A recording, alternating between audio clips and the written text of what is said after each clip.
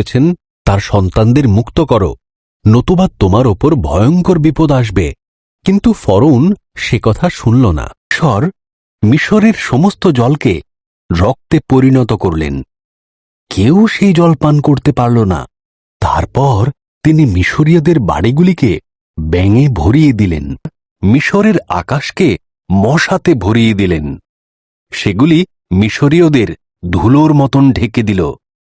তারপর সারা মিশরকে মাছি দিয়ে ভরে দেন।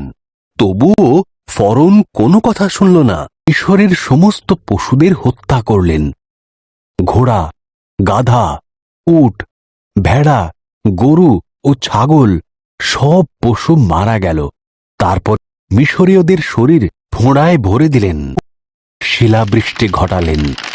এর ফলে মিশরের সমস্ত শস্য নষ্ট হয়ে গেল, এমনকি বার্লি ও ফুলের বীজও নষ্ট হয়ে গেল।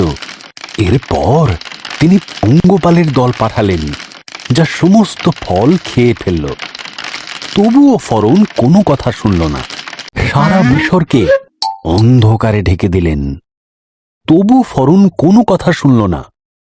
ঈশ্বর বলেন, আমি মিশরের সমস্ত প্রথম সন্তান ও পশুদের প্রথম সন্তানদের মেরে ফেলব।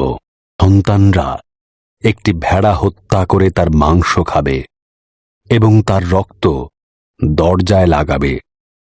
আমি সেই রক্ত দেখে সেই ঘরের পাশ দিয়ে বেরিয়ে যাব, আর সেই সমস্ত ঘরের শিশুরা মারা যাবে না।